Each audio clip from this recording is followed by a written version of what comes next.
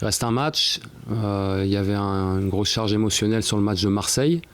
On a lâché beaucoup de jus sur ce match. C'était un match âpre, disputé, engagé. Et puis, on était au repos lundi. C'est une semaine un peu plus courte.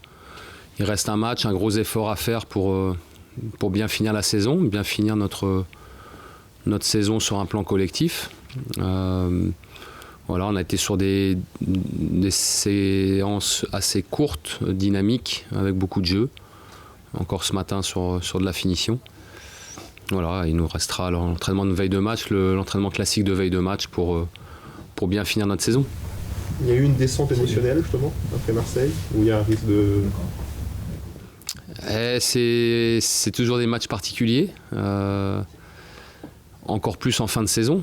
Là, on avait à peu près tout sur cette fin de saison, de l'enjeu, du suspense, un challenge particulier de l'invincibilité durable, et puis un classement à aller chercher. Donc il y avait un peu tout ça, un stade plein, ce qui ne nous était pas arrivé quasiment pas cette saison.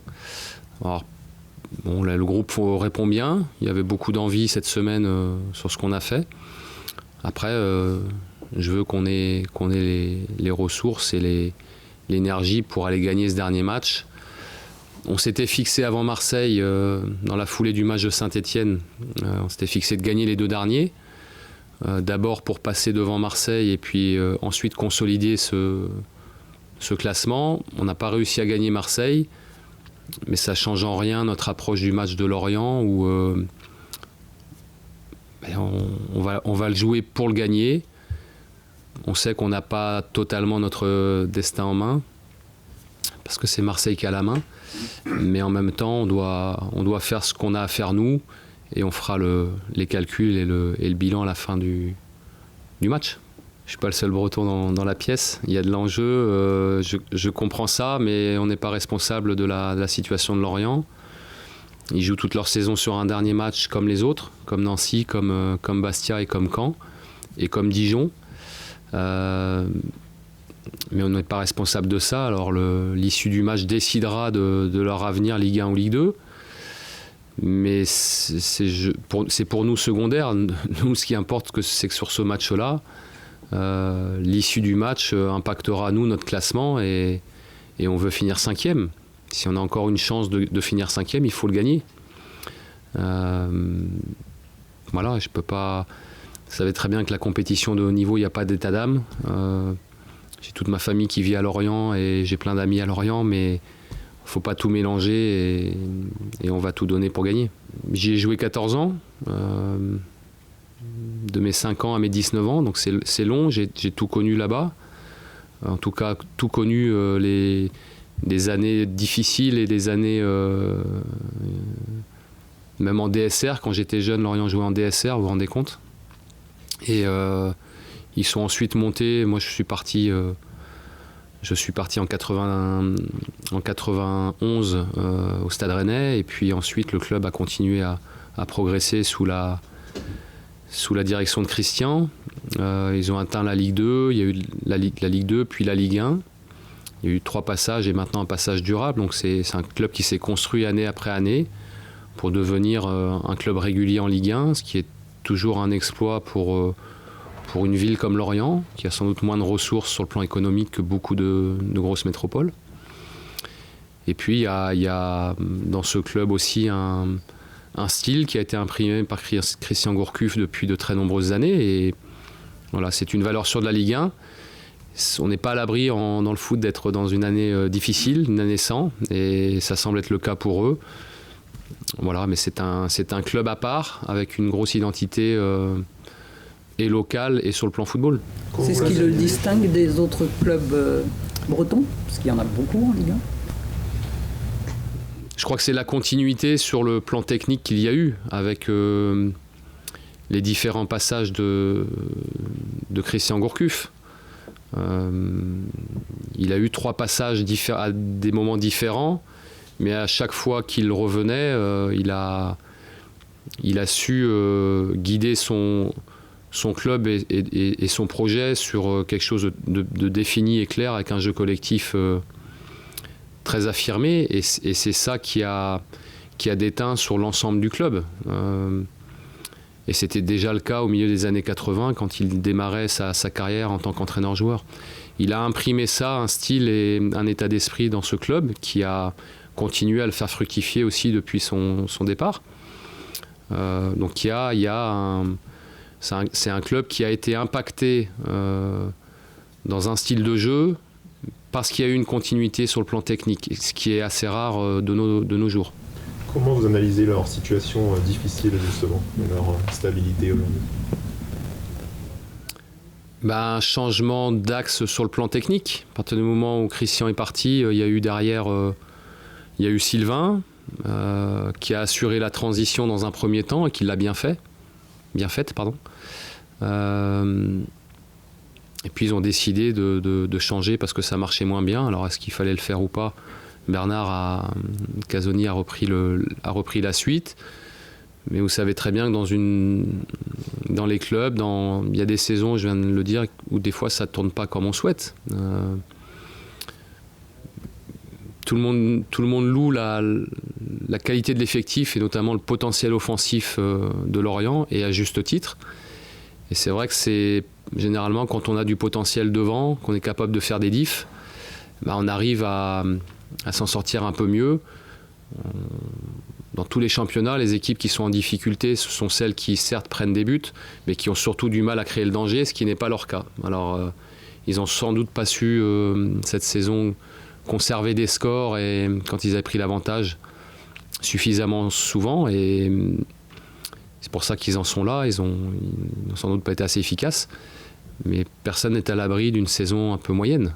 Alors, je crois déjà que notre match nul à Saint-Étienne était important parce qu'il écartait quasiment définitivement à ce moment-là, on l'a vu que ça s'est confirmé, écartait quasiment définitivement Saint-Étienne, donc on savait que ce serait 5 ou 6, mais sans savoir quel ordre.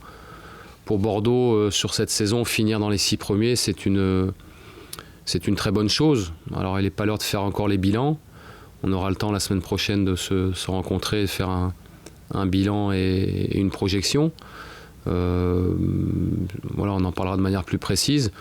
Mais bon, je considère que au-delà du classement final, dans notre préparation de match pour Lorient, on le prépare pour le gagner, quel que soit le contexte du match. Il faut aussi l'intégrer. On a un groupe qui est assez jeune et pour lesquels c'est la première fois qu'ils jouent un rôle majeur dans une fin de saison à enjeu, en haut de tableau de Ligue 1. Et sur le plan émotionnel, sur le plan psychologique, ils le découvrent. Et bon, je trouve qu'on a plutôt bien répondu. En gagnant ou Dijon ou Saint-Étienne, ça aurait été encore mieux, ou Marseille éventuellement. Mais je trouve qu'on a, dans des contextes difficiles, les 3 matchs, nos jeunes ont répondu présent et ça fait partie de leur bagage. Maintenant, il n'en reste plus qu'un.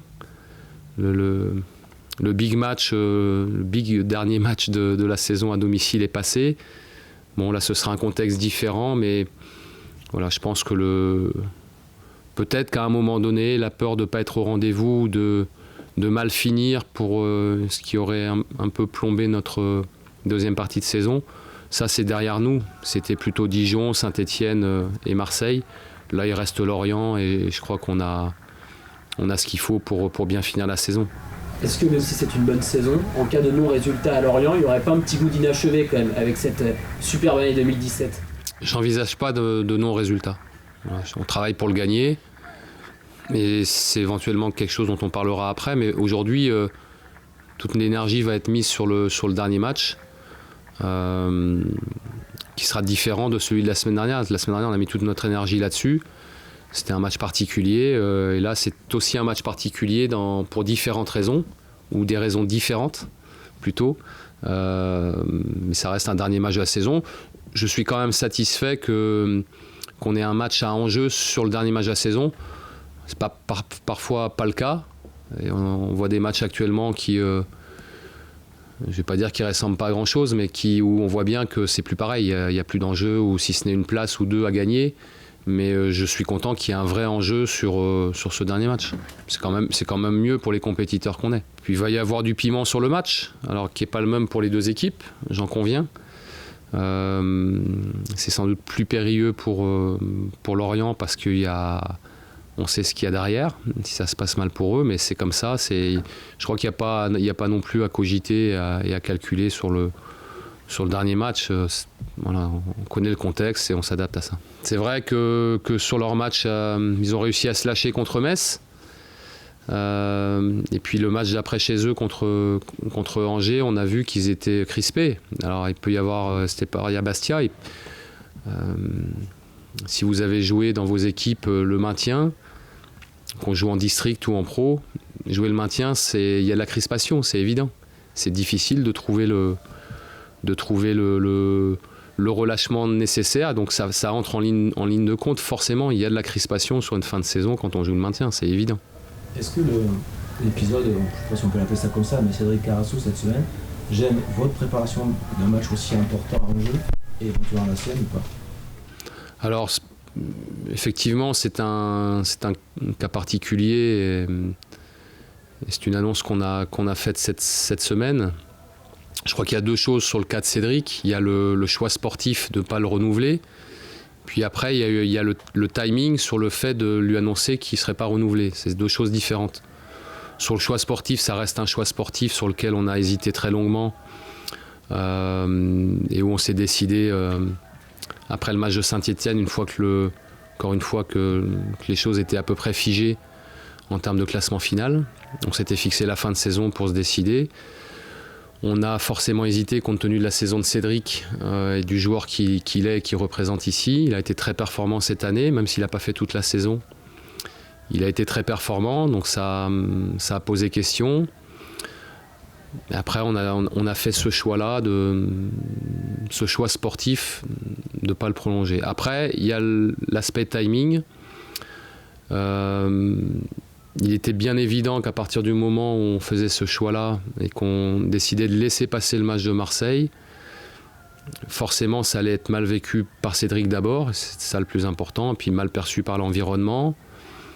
On a fait le choix sur un avant-match de Marseille parce que c'était Marseille, parce qu'il y avait une 5e place à aller chercher, parce qu'il y avait aussi, et ça c'est lié à l'histoire, une invincibilité à conserver. C'était un match avec une charge émotionnelle importante, avec des enjeux pour le club. Et on a donc fait le choix de ne pas rajouter plus d'émotions sur ce match-là. Voilà, il n'y a rien d'autre comme explication. Ça a été un choix pour mettre toute l'énergie sur le collectif et sur le match de Marseille. Il n'y a pas d'arrière-pensée. Il n'y a pas autre chose que ce que je vous dis là. Les conséquences, c'est que effectivement, Cédric n'a pas pu fêter comme il l'aurait souhaité ce dernier match, ou en tout cas l'apprécier non pas à sa juste valeur, mais à sa pleine valeur. On en convient, c'est un inconvénient évidemment, mais ça a été le choix du club. Quand vous dites on, la direction et les responsables techniques. Je dis toujours on parce qu'on fait toujours les choix tous ensemble, avec aussi l'actionnaire qui est partie prenante dans les décisions stratégiques du club. Vous le sentez perturbé cette semaine? Il a été légitimement un peu déçu et en colère. Je l'ai rencontré très longuement ce matin. J'ai voulu laisser passer la journée d'hier. Je l'ai rencontré très longuement ce matin. On a discuté de manière posée et sereine. Voilà, ça change strictement rien pour moi l'entraîneur, au respect que je porte à Cédric. Je suis sans doute ici à Bordeaux celui qui le connaît depuis le plus longtemps, puisque je l'ai vu débarquer à 16 ans dans le groupe pro à Marseille quand j'étais joueur. Donc j'ai un relationnel affectif avec lui qui est très ancien et sans doute différent.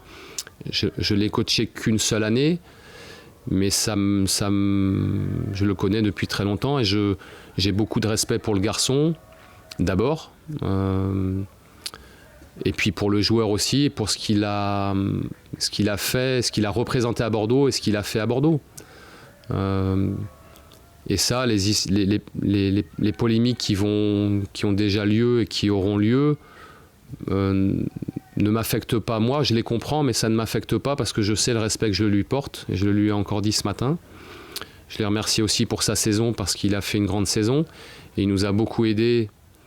Il a beaucoup aidé le club et il a beaucoup aidé l'équipe. Il m'a aidé moi sur ma première saison bordelaise. Et je suis très reconnaissant de ça. Voilà, alors après, il y aura forcément des commentaires et des interprétations. Vous allez chercher peut-être le pourquoi du comment. Il n'y a rien d'autre que ce que je vous ai dit là, de manière très sincère mais j'espère claire. Voilà. Le choix d'être vrai membre la semaine dernière? On a arrêté notre choix. Quand la question s'est posée sur la deuxième partie de saison pour préparer la suite, parce on prépare un peu les choses quand même. L'hypothèse était ou de prolonger Cédric, ou bien d'aller sur un autre profil. Donc on a eu des relations avec un certain nombre d'autres gardiens et leur entourage, mais aussi avec Cédric et son agent. Et il y a eu des discussions et pour les uns et pour les autres, sans qu'il y ait de décision de prise, mais on a fait notre métier tout simplement, on a préparé la suite, sans s'engager et sans être définitif, puisque, encore une fois, le choix de pas renouveler Cédric, quoi qu'il ait pu être dit, a été un choix difficile parce que, encore une fois, il y a la performance, il y a l'expérience, et il y a le personnage et ce qu'il représente au club. Voilà. Alors, une fois qu'on s'était fixé avec l'ensemble du club et l'actionnaire la fin de la saison pour prendre des décisions sur les uns et les autres et les annoncer aux uns et aux autres, qu'ils soient joueurs ou staff, ça a été la stratégie du club parce qu'il y avait de l'enjeu, parce qu'on ne voulait pas sortir du besoin qu'on avait sur la fin de saison, de focaliser notre énergie sur les matchs et l'enjeu d'une fin de saison. Les résultats sont là, et donc là, même s'il reste encore un match, certes à enjeu, mais on sait qu'on finira pas au-delà de la 6e place.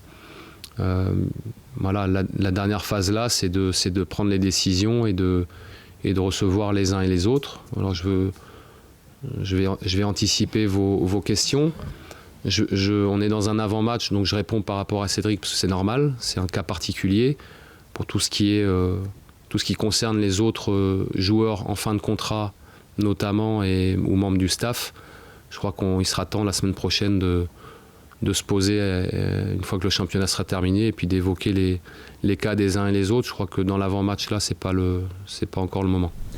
Le choix de Cédric tient que à lui ou c'est un ensemble avec les autres gardiens et de tout remettre à plat par rapport à la dernière année? On va partir sur un nouveau cycle avec le groupe des gardiens. On part toujours du numéro 1. Encore une fois, on peut discuter du choix et de sa pertinence. Ils ont raison, ils n'ont pas raison. De toute façon, un métier dans un club, qu'on soit dirigeant ou qu'on soit entraîneur, on passe notre temps à prendre des décisions. Alors parfois des décisions stratégiques à moyen terme ou à long terme. Et puis surtout pour l'entraîneur, c'est des décisions à court terme, voire à très court terme, en permanence. Je fais des choix en permanence avec mon groupe. Donc on peut toujours discuter des choix des uns et des autres. Là, en l'occurrence, est-ce que c'est un bon choix ou pas un bon choix de le prolonger ou pas? Chacun peut avoir son interprétation, mais après, il y a un travail au niveau du club, des décideurs de la stratégie sportive du club, et il faut respecter ça. Est-ce que vous avez avancé un petit peu sur une piste au niveau de son successeur ou pas encore? On entend beaucoup parler de Benoît Costil, depuis même... Je crois que c'est pas le moment de parler de ça. Je vais pas commencer à discuter des uns et des autres. On a depuis quelques temps déjà en interne évoqué un certain nombre de noms au cas où. La question ne se poserait pas si on avait décidé de proposer une prolongation à Cédric. Bon, c'est pas le cas. Et pour l'après et la projection de de saison prochaine. Je crois qu'on verra ça en fin de saison. C'est vrai que ça a été beaucoup plus ouvert cette année parce qu'il y a 3 équipes qui se sont dégagées. Paris avait la main sur le championnat depuis 4 ans, où ils étaient très peu discutés et disputés. Monaco a haussé le niveau, Nice aussi. Je crois que Monaco a apporté un vent de fraîcheur parce qu'on découvre aussi des jeunes joueurs. Des joueurs qui étaient peut-être moins connus ou avec un statut différent de ceux de Paris. Et puis on a découvert aussi une équipe pleine de vie, très, très pétillante, très dynamique, très dure à jouer, très pragmatique aussi, un peu tout ça, très complète, qui a mis un nombre incalculable de buts. Et dans toutes les compétitions, ils ont été très présents du début à la fin. Je rappelle aussi qu'ils ont fait le tour préliminaire et le barrage de Ligue des Champions, qui se sont retrouvés en demi-finale. Donc c'est une performance à tout point de vue, dans les coupes nationales, en championnat évidemment, et en Ligue des Champions. De se hisser dans le dernier carré de la Ligue des Champions pour Monaco, c'est un véritable exploit. La marche était sans doute trop haute quand ils ont rencontré la Juve, mais parce que c'est la Juve aussi, qui est une équipe exceptionnelle cette année. Voilà, ils ont marqué l'histoire du championnat. C'est un vent nouveau parce que, encore une fois, il y a de nouveaux joueurs. Il y a Mbappé qui est aussi l'expression de, voilà, en tout cas, ou l'avenir sans doute du football français de manière très précoce pour lui. Donc il y a tout un ensemble de choses qui fait que voilà, la saison est perçue un peu différemment. Et je trouve que c'est une bonne chose. On a vu des choses qu'on n'était plus habitué à voir en Ligue 1. Ça donne des idées, un club comme Bordeaux, au niveau du projet sportif? Vous voulez dire la saison de Monaco? Ouais.